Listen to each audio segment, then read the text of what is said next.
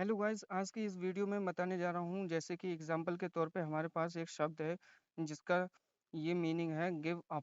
तो give up का जो हिंदी मीनिंग होता है वो होता है छोड़ देना गाइस। तो अब जैसे यहाँ पर अगर हम देखें अपनी लैंग्वेज में तो गिव मीन्स होता है देना, अप मीन्स ऊपर। आपको क्या लगता है कि इससे बनने वाला ऊपर देना ये करेक्ट है? बिल्कुल नहीं, ये करेक्ट नहीं है, बल्कि गिव अप का मतलब ही छोड़ देना होता है गाइस। सही सेंटेंस हमारा गिव अप यानी कि छोड़ देना है, ना कि ऊपर देना। ऐसे कंफ्यूज शब्द जो आज मैं आपको बताने जा रहा हूँ, इस वीडियो में हम सीखेंगे ऐसे कंफ्यूज सारे शब्द जो आपको आगे चल के आपकी इंग्लिश में परफेक्ट बना देंगे। उसका मतलब मीनिंग बताए तो उसे फ्रेज कहते हैं। और सेंटेंस किसे कहते हैं? सेंटेंस उसे कहते हैं जो पूरा जो है वाक्य बताता है, पूरा अपना क्लियर करता है अपनी बात को।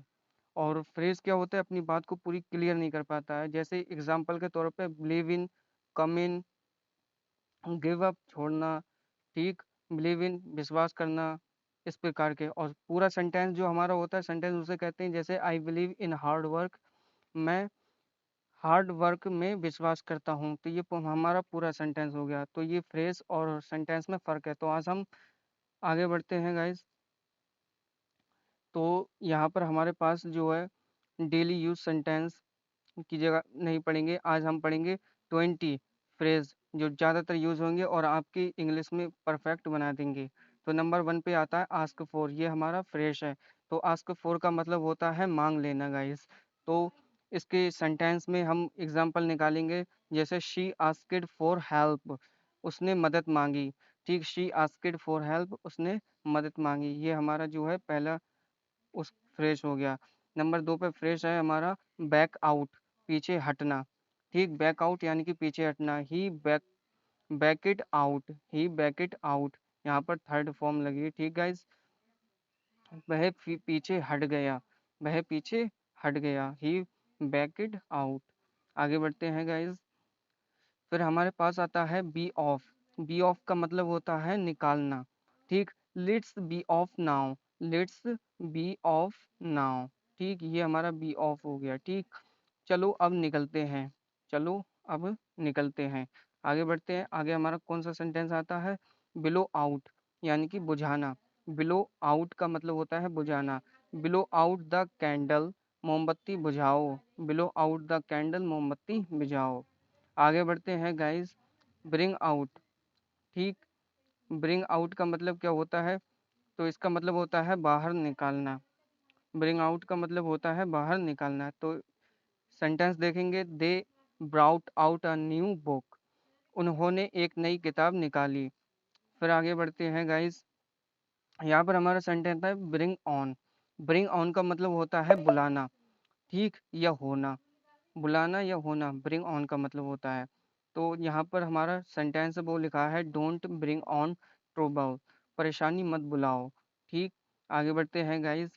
फिर आता है काउंट ऑन यानी कि भरोसा रखना।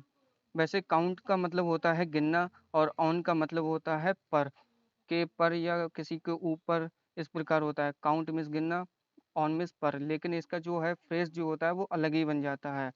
इसे दो शब्द से अधिक हो तो वो फ्रेज बनता है, लेकिन पूर्ण अर्थ नहीं निकलता, वाक्य नहीं बन पाता। उसे फ्रेज कहते हैं। जैसे भरोसा रखना, काउंट ऑन यानी कि भरोसा रखना। और सेंटेंस क्या है हमारा? You can count on me, you can count on me, इसका हमारा मीनिंग निकलेगा तो मुझे पर भरोसा कर सकते हो। आगे बढ़ते हैं गाइस। तो आगे हमारे पास क्या है? ड्रॉ ऑन, उपयोग करना। ड्रॉ ऑन का मतलब होता है उपयोग करना। I draw on my savings, मैंने अपनी बचत का उपयोग किया, मैंने अपनी बचत का उपयोग किया। तो उपयोग करना क्या है? Draw on. हमेशा याद रखना ड्रॉ ऑन बहुत ज़्यादा यूज़ होता है। आगे बढ़ते हैं गाइज।